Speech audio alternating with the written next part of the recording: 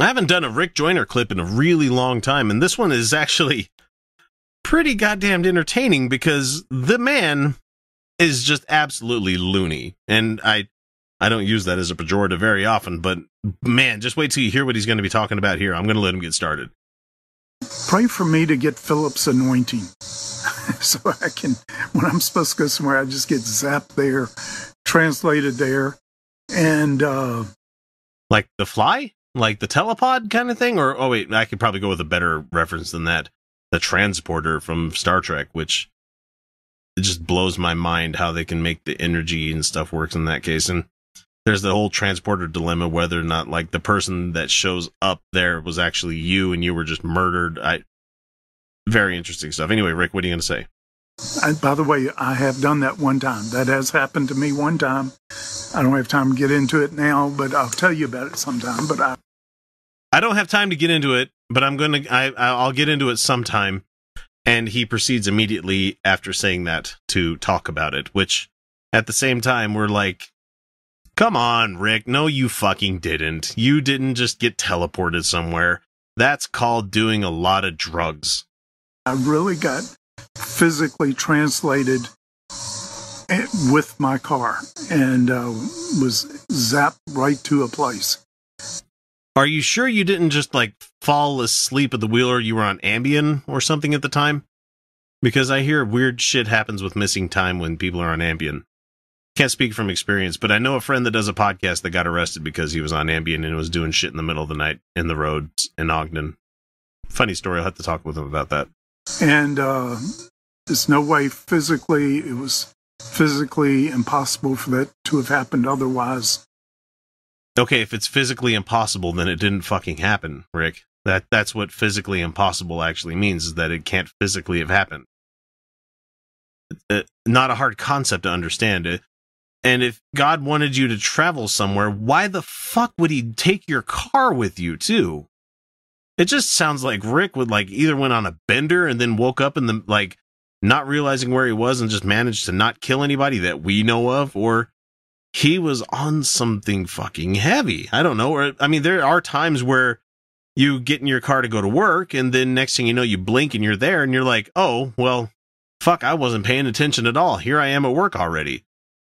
Keep in mind, people, I have a short commute. It's not like I'm driving for 2 hours to get to work. It's nothing like that at all. I went somewhere that would have taken 2 hours by travel. I was there instant. And so anyway, I didn't even tell anybody about that for years because I thought no one would believe me. And no one does believe you, Rick, because you're a bullshit artist. Every single one of your clips that you put out there is almost 100% unadulterated bullshit. And you talking about being transported from one place to another instantaneously is a load of shit. I don't think that level of quantum entanglement could possibly happen with someone as fat ass as you, coming from the fat guy. And I was praying the Lord keep doing it, you know. But yeah, because I only have so much time left on this planet, and I would rather make it so my travels weren't very long, because, oh boy, the worst thing that could happen to me is having a heart attack when I pass out mid-drive somewhere from doing all that blow. He is going to be doing that. And he showed me that in the days to come, we were going to be able to be translated by faith. Now, that happened. I wasn't expecting it. It shocked me when it happened. You're probably more shocked that, how did I get here? I had a fugue moment, and next thing you know, here I am in the middle of this grocery store with my pants around my ankles, and I don't remember how I got here.